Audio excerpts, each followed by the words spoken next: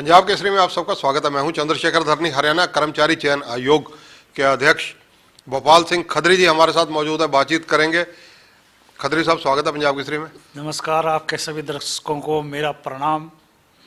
खत्री साहब, जिस प्रकार से हरियाणा कर्मचारी चयन आयोग का ये भवन है, जो नया भवन, अपना भवन, हरियाणा कर्मचारी चयन आयोग को कब तक मिल सकता है, क्या संभावनाएं हैं?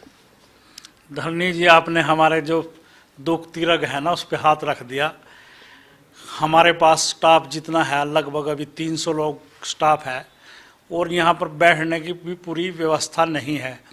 हमने कई बार सरकार से मांग की है कि हमारा एक इंडिविजुअल भवन होना चाहिए और सरकार ने हमारी मांग को स्वीकार कर लिया है। और जो हुड्डा के प्रशासनिक अधिकारी हैं और यहाँ के डीसी हैं पंचकूला के, उनको जगह निश्चित करने के लिए कहा था कि एक कोई जगह भूखंड देखें।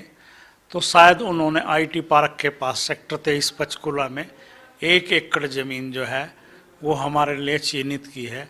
अभी तो वो कह रहे हैं कि एचएसएससी का ऑफिस वहाँ बनाएंगे। शायद एचपीएससी और एचएसएससी की दोनों बिल्डिंग वहीं भविष्य में ले जाने की योजना है। खत्री साहब, जिस प्रकार से जो सीईटी का रिजल्ट था, बच्चों को भी इंतजार थी, एक सरकार का भी ड्रीम प्रोजेक्ट था, पेपर लेना ही चुनौती था। पहले तो पेपर भी हुए, रिजल्ट भी आ गया। इस रिजल्ट की रेशो क्या रही और आप कितने सेटिस्फाइड हैं सारी चीज़ों से? इस पूरे रिजल्ट से मैं पूरी तरह से सेटिस्फाई हूँ। अगर कोई बच्चा कोई किसी तरह की उसकी कंप्लेंट है तो हमने कल लगभग 100 कैंडिडेट की कंप्लेंट्स का अवलोकन किया, तो कहीं ना कहीं कैंडिडेट की तरफ से ही अधूरी जानकारी थी, तो इसलिए कुछ प्रॉब्लम्स हैं। कोई आधार कार्ड को लेके, पीपीपी को लेके, या उसने क्लेम कुछ किया, नंबर कुछ मिल गए, क्योंकि ये प्रोसीजर 2-3 साल से शुरू था और स्टेटस जो है वो बाद में चेंज होता रहा। बच्चे को भी पता नहीं लगा कि मेरे घर में नौकरी आ गई, पर मेरे नॉन जॉब के नंबर मिल गए। पर जब उसने भरा था उसके घर में नौकरी नहीं थी। जैसा कि आपने सिनेरियो पूछा, तो 11,22,232 जो कैंडिडेट थे उन्होंने अप्लाई किया था और 7,73,572 लोग परीक्षा में बैठे थे, जिनमें से मेल कैंडिडेट 4,77,926 थे और फीमेल 2,95,627 थे। जो ट्रांसजेंडर जिनको हम बोलते हैं वो 19 कैंडिडेट थे और टोटल कैंडिडेट जो क्वालिफाई किए हैं रिजर्व कैटेगरी और जनरल के, वो 3,57,562 संख्या है, जिनमें मेल 2,25,005 और फीमेल 1,32,551 और जो ट्रांसजेंडर हैं वो 6 लोग क्वालिफाई हुए हैं। इस तरह से 3,57,562 लोग कुल क्वालिफाई हुए हैं और जिन्होंने परीक्षा दी थी ऐसे 4,16,010 कैंडिडेट जो हैं वो डिसक्वालीफाई हुए हैं, जो 50% और 40% की रेशो को अचीव नहीं कर पाए। खत्री साहब, जो ये चयन प्रक्रिया अपनाई गई, रिटर्न टेस्ट था, सारा कुछ था, इसमें पारदर्शिता का भी दावा किया जा रहा है। अब कितनी पोस्टें हैं, इनको कब तक भरा जाएगा और इसमें कितने बच्चों को इनमें से बुलाया जाएगा पोस्टों के अगेंस्ट? अभी हमारे पास सरकार की तरफ से जो सी क्लास के लिए हैं वो 30,369 पोस्टें जो हैं वो आई हुई हैं। इसमें टीजीटी की अलग से 7,500 हैं और पुलिस की लगभग 6,000 पोस्टें आई हैं। टीजीटी तो अलग स्टेट के आधार पे होगी, पुलिस सीईटी से ही होगा। इस तरह से हमारे पास सी क्लास के लिए अभी तक लगभग 42,000 पोस्टों की डिमांड है। जो रिक्विजिशन है वो सरकार की तरफ से आ चुकी है और अगले 15 दिन में हम इन 42,000 पोस्टों का विज्ञापन करने जा रहे हैं। खत्री साहब, अभी तो जो रिजल्ट आया उसमें बहुत त्रुटियां हैं। किसी बच्चे को 5 अंक नहीं मिलने चाहिए थे, मिल गए, किसी को मिलने चाहिए थे, नहीं मिल पाए, और कईयों की और कई शिकायतें इस तरह की बहुत ज़्यादा जनरल तौर पर देखी जा रही हैं जो बच्चे बता रहे हैं। कल ही हमने एक नोटिस निकाला है अपनी वेबसाइट पे और हमने बच्चों को कहा है कि 15 दिन का टाइम दिया है कि अगर कोई आपको त्रुटि लगती है तो आप उसको सुधार सकते हैं, हम अपने लेवल पे उसको सुधारेंगे। और हमने बच्चों को 15 दिन का टाइम दिया है। त्रुटियां कुछ बच्चों को क्लेम के आधार पे हैं, क्योंकि प्रोसीजर 2-3 साल से चल रहा है तो स्टेटस चेंज हो रहा है, और कुछ पीपीपी से हमने अपने नोटिस में ही कहा था कि हम सारी चीज़ें आपकी पीपी से वेरीफाई करेंगे। तो जैसे किसी बच्चे ने क्लेम किया कि मेरे घर में नौकरी नहीं है और उसके घर में नौकरी वाकई नहीं है, तो हमने तो एक सरकार की तरफ से जो नोटिफिकेशन है कि जो नॉन जॉब के नंबर हैं वो केवल उन लोगों को मिलेंगे जिनकी वार्षिक आय 1,80,000 रुपये से कम है। तो बच्चे ने तो क्लेम कर दिया कि मेरे घर में नौकरी नहीं है, मगर एक सरकार की तरफ से कैप भी तो लगा हुआ है ना कि नॉन जॉब के नंबर सिर्फ उसको मिलेंगे जिसकी वार्षिक इनकम 1,80,000 से कम है। कोई बच्चा है उसने कहा कि मेरे घर में तो नौकरी है, फिर भी आपने मेरे को 5 नंबर दे दिए। जब उसने फार्म भरा था उस टाइम उसके घर में शायद नौकरी नहीं थी और उसने क्लेम किया और उस क्लेम को हमने एज इट इज मान लिया। अब सारी चीज़ें वेरिफिकेशन पे जा रही हैं, जिसकी कोई त्रुटि है उसको हम ठीक करेंगे, चाहे हमारे लेवल पे होगी चाहे कैंडिडेट के लेवल पे। खत्री साहब, मैं आपकी बात से इससे सहमत नहीं हूँ कि बच्चे ने जब फार्म भरा, मैं आपको एक एग्जांपल देता हूँ। एक सगे भाई बहन है, उन्होंने भरा, बहन को तो 5 नंबर नहीं मिले, भाई के 5 नंबर जोड़ दिए गए, जबकि उस परिवार में सरकारी नौकरी है। तो ये त्रुटि तो कहीं ना कहीं आपके ऑफिस के एंड पे भी रही है या एजेंसी जो इन्वॉल्व है उसके एंड पे भी रही है। हो सकता है वो कहीं पीपीपी के लेवल पे भी हो, पीपीपी में अपडेट ना हो ये चीज़, और हमने सिर्फ पीपीपी को ही आधार मानना है, वहाँ शायद अपडेट ना हो। पीपीपी में भी ये चीज़ ऐड है। ये पर्टिकुलर केस को मैं जानता हूँ, इसलिए मैंने आपसे बताना चाहता हूँ कि आपके कहीं ना कहीं त्रुटियां आपके विभागीय भी। अगर आप हमारे पास जो उसने एप्लीकेशन फॉर्म भरा और जो उसको अब स्कोर कार्ड मिला और पीपीपी, अगर ये तीनों चीज़ें लेके आप आ जाएं, हम दूध का दूध पानी का पानी कर देंगे कि किस लेवल पे त्रुटि है।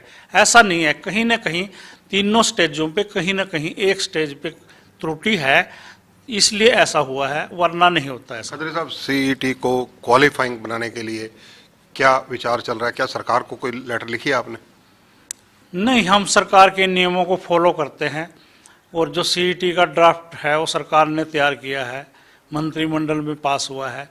इसमें किसी तरह का जो बदलाव है, करना नहीं करना, ये सरकार के लेवल पे है। अभी तक तो जो सरकार की हमारे पास इंस्ट्रक्शंस हैं हम तो फॉलो करने के लिए बाध्य हैं एक तरह से उसको। सीईटी को लेकर मामला हाई कोर्ट में भी है, पिछले डेट पर जो है बताया जा रहा है, सुना है, कितना अथेंटिक है ये तो आप कंफर्म करेंगे कि आपके तरफ से या सरकार की तरफ से कोई व्यक्ति पेश नहीं हुआ, अधिवक्ता पेश नहीं हुआ। अब जो अगली डेट फरवरी में है उसके लिए क्या विचार है? देखिए, इसमें सरकार पार्टी है ना कि एचएसएससी, क्योंकि जो सीईटी का ड्राफ्ट है, नोटिफिकेशन है, वो मुख्य सचिव की तरफ से जारी हुआ है। हमको ना इसके में कोई जवाब देना, जो जवाब देगी कोर्ट में जाके जो रिप्लाई है वो सरकार की तरफ से होगा, ना कि एचएसएससी की तरफ से। जो ग्रुप सी के अब पोस्टें आप बता रहे हैं, 4 गुना ज़्यादा बच्चों को बुलाया जाएगा या क्या फार्मूला अडॉप्ट किया जाएगा? अभी तो हम पोस्ट के गेट सबसे अप्लाई करेंगे जो भी क्वालिफाई हुए हैं, फिर हम 4 गुना जो टॉपर हैं उनको चिन्हित करेंगे, ये देखेंगे टॉप 4 कौन हैं, उनको ही हम अगले स्क्रीनिंग टेस्ट पे बुलाएंगे, जो अभी तक का प्रावधान है। ग्रुप डी के लिए कब ये सीईटी की परीक्षाएं होने जा रही हैं? ग्रुप डी की जो एनटीए से हमारी बात हुई है और सरकार की बात हुई है, उन्होंने 4, 5 और 10, 11 मार्च अभी निश्चित की है। रिटर्न में अभी कुछ नहीं आया, वर्बली बात हुई है, तो वो 4, 5 मार्च और 10, 11 मार्च अभी निश्चित हुई है। सीईटी की भविष्य में जो परीक्षाएं ग्रुप सी के लिए होंगी उसके लिए कितना गैप रखा जाएगा, कब तक दोबारा हो सकती हैं, क्या संभावनाएं हैं, क्योंकि ये यूथ जानना चाहता है। मार्च में हम जो सीईटी की परीक्षाएं हैं, जो टेस्ट के पोस्ट के गेस्ट है, वो मार्च में शुरू करने जा रहे हैं। जैसा आज ही न्यूज़पेपर के माध्यम से पता चला कि 10वीं और 12वीं की परीक्षाएं 27 फरवरी से लगभग 26 मार्च तक होने जा रही हैं। तो हम ये शेड्यूल देखेंगे कि संडे और मंडे में भी क्या परीक्षाएं हो रही हैं वहाँ। अगर परीक्षाएं नहीं हो रही है तो संडे मंडे को लेके हम मार्च के फर्स्ट वीक में भी ये शुरू कर सकते हैं, वरना परीक्षाओं के बाद तुरंत बाद हम अपनी जो पोस्ट के गेस्ट हमारी परीक्षाएं हैं उसको शुरू करने जा रहे हैं। अगले चरण की परीक्षाओं में क्या 25% हरियाणा से संबंधित जनरल नॉलेज के क्वेश्चन पूछे जाएंगे? नहीं, ऐसा कोई प्रावधान अभी नहीं है, क्योंकि ये सीईटी में हम पूछ चुके हैं और हम जो अगला जो क्वेश्चन पेपर है वो सिलेबस आधारित करेंगे। जैसे कोई जेई सिविल के लिए परीक्षा देने आ रहा है तो हम लगभग 50% से ऊपर उसको उसकी इंजीनियरिंग के बारे में पूछेंगे और 40% हरियाणा जीके अवेयरनेस बाकी सब 40% या 30% पूछेंगे। हम अभी जो अगली परीक्षाएं हैं उनको जॉब ओरिएंटल करेंगे कि उसकी जॉब से संबंधित ही ज़्यादा क्वेश्चन उससे पूछे जाएं। खत्री साहब, क्योंकि सोशल मीडिया पर आपको लोग बहुत फॉलो करते हैं, आप इंटरव्यू के इंतजार करते हैं, जो सोशल मीडिया पर लोग जानना चाहते हैं कि जिन लोगों की सीईटी में कैटेगरी ही बदल दी गई, उन लोगों के लिए क्या प्रोविजन है? नहीं, हमने दिया ना टाइम 15 दिन का। अगर कोई इस तरह की त्रुटि है तो बच्चा जाके उसको दुरुस्त कर सकता है। हम सब चीज़ों को एक एक को बड़ा चेक करके नोट उससे बिल्कुल अच्छी तरह से चेक करके सब त्रुटियों को ठीक करेंगे अगर कोई कैटेगरी चेंज हुई है किसी की। आगे आने वाली जो भर्तियां हैं उनमें क्या सब इंस्पेक्टर की पोस्टें भी निकाली जा रही हैं? नहीं, अभी तक हरियाणा पुलिस सब इंस्पेक्टर के हमारे पास कोई डिमांड नहीं है।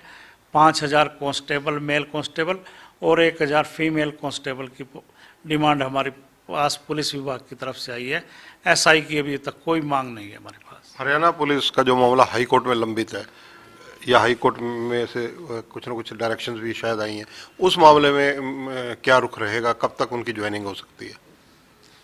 फरवरी जनवरी शायद कोई डेट लगी हुई है और मुझे उम्मीद है कि वो इसी महीने में, हमने परिपोन डेट भी मांगी है, तो अगर वो जनवरी में नहीं होता तो फरवरी की जो निश्चित डेट है शायद हमारी बात से जो है कोर्ट कन्विंस होगी और बच्चों की प्रॉब्लम को भी उस नज़रअंदाज नहीं करेगी और उनको सोल्व करेगी कोर्ट, ऐसी मुझे पूरी उम्मीद है। क्योंकि हमने पूरी योग्यता से और पारदर्शिता से भर्ती की है, ये बच्चे भी मान रहे हैं। स्टे का कारण कहीं न कहीं कोर्ट की कुछ बातें समझ में शायद नहीं आ रही हैं, वो हम समझाने के लिए कामयाब होंगे, हम कोर्ट को समझाने के लिए, और स्टे हटेगा। जो सोशियो इकोनॉमी है उसको लेकर कहीं ना कहीं कोई विवाद रहता है, उस मामले में क्या कोई जांच भी प्रशासनिक स्तर पर की जा रही है? नहीं, वो जब फाइनल भर्ती हमारी हो जाती है और जब सिलेक्शन हो जाती है तब हम हरियाणा पुलिस की जो सीआईडी विंग है उससे जांच कराते हैं कि जो बच्चे ने नॉन जॉब के, फादरलेस के, विधवा के ये नंबर क्लेम किए हैं क्या उसने ठीक किए हैं या गलत किए हैं, वो हम सिलेक्शन के बाद करते हैं। एक समान योग्यता रखने वाले व्यक्तियों के लिए क्या जो ये एक ही ग्रुप बनाया जा सकता है? जैसे हमने बताया कि 42,000 पोस्टें हमारे पास अभी तक आई हैं, हमने इसके लिए अभी 52 ग्रुप बनाए हैं। जो एक समान योग्यता के पद हैं उनका एक ग्रुप होगा और बच्चे से प्रेफरेंस मांगी जाएगी कि आप कौन से डिपार्टमेंट में और कौन सी पोस्ट पे जाना चाहते हैं। ये प्रॉब्लम हमको सिर्फ जो सिंपल ग्रेजुएट या सिंपल +2 क्वालिफिकेशन के लोग हैं वहाँ थोड़ी सी ये दिक्कत है, वरना हमने टेक्निकल पोस्टों ये कोई दिक्कत ही नहीं है। क्योंकि जो टेक्निकल पोस्ट है वो उसकी एक निश्चित योग्यता निर्धारित है, डिप्लोमा या डिग्री। इसी तरह से अगर देखा जाए तो ये चर्चाएं कि 10+2 वालों के लिए जो ग्रुप है वो 10 से 12 ग्रुप बनाए गए हैं। हाँ, इस तरह के बनाए हैं कि अगर किसी का +2 में साइंस जरूरी है या कॉमर्स जरूरी है या उसको मेडिकल नॉन मेडिकल जरूरी है तो इस तरह के ग्रुप बनाए हैं। अगर किसी में क्वालिफिकेशन किसी भी स्ट्रीम से +2 या किसी भी स्ट्रीम से ग्रेजुएशन है उसके कॉमन हमने ग्रुप बनाए हैं। आईटीआई इंस्ट्रक्टर की पेंडिंग जो रिजल्ट्स हैं वो कब तक आने की संभावना है? इस पे हम आज से ही काम शुरू करने जा रहे हैं और ये जो रिजल्ट डिले हुए हैं इसका कारण ये था कि जो हमारे प्रोग्रामर या ऑपरेटर थे, कंप्यूटर ऑपरेटर, वो पिछले कई दिन से, लगभग 10 दिन से एनटीए के ऑफिस दिल्ली में व्यस्त थे और हम इस पे जो हमारी 12-13 कैटेगरी 12/19 जो आईटीआई की है उस पे आज से ही हम प्रोसेस शुरू करने जा रहे हैं। अगर मैं एक और सवाल लेना चाहूँ कि वन टाइम रजिस्ट्रेशन टोटल कितने लोगों ने कराई थी, अगर आपको आंकड़ा याद हो? 11,22,000। तो अगर अब ये माना जाए कि ये भर्तियां मार्च अप्रैल में प्रक्रिया शुरू हो जाएगी, जिनके अब बच्चे पास हुए हैं, तो इनको कब तक अगर रिजल्ट आ जाएंगे आगे, और कब तक ये सुनिश्चित माना जाएगा कि इन बच्चों को रोजगार मिल जाएगा? सितंबर अक्टूबर तक हम प्रयास करेंगे कि सारी भर्ती हो जाए, और सितंबर अक्टूबर में अगला जो सीईटी है 2023 का, उसका आयोजन किया जाए। खत्री साहब, बड़ा सीधा सवाल लेना चाहूँगा कि हरियाणा कर्मचारी चयन आयोग कहीं ना कहीं उंगली उठती रहती है कार्यप्रणाली को लेकिन देखा है कि आप का मोबाइल नंबर स्टूडेंट्स के पास भी है। स्टूडेंट अगर कोई अभ्यर्थी जिनको कहा जाए वो कोई दिक्कत होती है वो कॉल भी करते हैं। ऐसी कुछ कॉल्स मैंने अभी देखी भी, आप बात कर रहे थे कि स्टूडेंट्स को आप किस तरह इंश्योर करना चाहेंगे कि उनके साथ कोई यहाँ जाती नहीं होगी, खिलवाड़ नहीं होगा?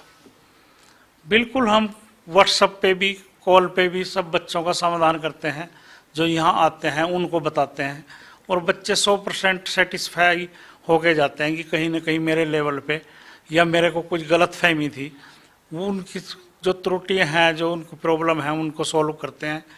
और ये तो सॉफ्टवेयर का काम है, कंप्यूटर का काम है, इसमें हम चाह कर भी किसी से भेदभाव अगर करना भी चाहें नहीं कर सकते, क्योंकि कंप्यूटर ही मेरिट को उठाता है, सॉफ्टवेयर ही सब कुछ कर रहा है। मैनुअल यहाँ कोई कुछ नहीं, पिक एंड चूज नहीं है, सिर्फ मेरिट है। एक सवाल और लेना चाहूँगा, ये क्योंकि युवा वर्ग की ज़्यादातर चर्चा में देखा जाता है, जो डिस्कशन होती है उनमें आता है कि जो हरियाणा कर्मचारी चयन आयोग है, उन्होंने ये जिस तरह से सीईटी लिया, इस तरह की परीक्षाएं लेकर भर्ती प्रक्रिया को जटिल कर दिया गया, कॉम्प्लिकेटेड किया गया है। नहीं, ये जटिल नहीं है, ये सरकार की बहुत ही गेम चेंजर प्लान है कि हमारा बार 10 से 12 लाख लोगों का पेपर लेते थे, अब हमारे पास शॉर्ट लिस्टेड लोग हैं और एक मेरिटोरियस बच्चे हैं कि वो ही परीक्षा देंगे अगली। तो इससे तो काम आसान हो गया है, बल्कि ना कि इससे हार्ड हुआ है। वो बच्चे को प्रक्रिया हार्ड लग रही होगी कि कई चरणों से उसको गुजरना पड़ता है, पर ये जो है मेरिट को प्राथमिकता देगी ये जो पत्ती है। और बार बार जो लाखों लोगों का एग्जाम लेना पड़ता था HSSC को, और सरकार को इंतजाम करने पड़ते थे, उससे छुटकारा मिलेगा। लिमिटेड काउंट ही अगली परीक्षा के लिए आएगा, तो ये तो सरल हो गई। और परीक्षा 2023 ऐसा वर्ष है जो 2024 मिशन इलेक्शंस का है, उसको भी लेकर फोकस रहेगा। तो कुल कितनी भर्तियां 31 दिसंबर 2023 तक आपको उम्मीद है कि आपके यहाँ आपकी कलम से हो जाएंगी? हमने जो है वित्त वर्ष, जो है नया वित्त वर्ष है, वो 31 मार्च 2024 को टारगेट लिया है। और हमारे आयोग का पूरा प्रयास है और सरकार के सहायता से कि लगभग HSSC जो है, हमारा जो कमीशन है, वो 65,000 दो प्रदेश के युवा हैं, उनको 65,000 लोगों को नौकरी देने का काम करेगा विभिन्न पोस्टों पे। हमारा टारगेट 31 मार्च 2024 है, ना कि 31 दिसंबर 2023। धन्यवाद। तो ये है भोपाल सिंह खत्री, इनका कहना है कि वित्त वर्ष 31 मार्च 2024 को समाप्त होगा, यानी 1 अप्रैल 2023 से लेकर 31 मार्च 2024 तक भर्ती प्रक्रिया के लिए जितनी भर्तियां करनी है उसका इन्होंने दावा किया कि इतनी भर्तियां करने का प्रयास रहेगा। सेकेंडली, इन्होंने बहुत बड़ी बात की है कि किसी भी त्रुटि सीईटी के रिजल्ट में नज़र आती है तो जो मोबाइल नंबर दिए जा रहे हैं, जो वेबसाइट पर डिटेल दी जा रही है, उस पर जाकर 15 दिन के अंदर त्रुटियों को दूर किया जा सकता है।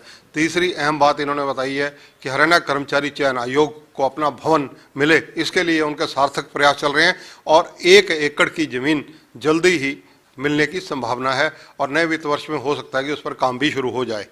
कैमरामैन संजय सिंह के साथ चंद्रशेखर धरनी, पंजाब केसरी टीवी, चंडीगढ़। हमसे जुड़े रहने के लिए हमारे YouTube चैनल को सब्सक्राइब करें और नई वीडियो की नोटिफिकेशन के लिए बेल आइकॉन को दबाएं। अगर आप ये वीडियो Facebook पर देख रहे हैं तो लाइक जरूर करें और ज्यादा से ज्यादा शेयर करें। धन्यवाद।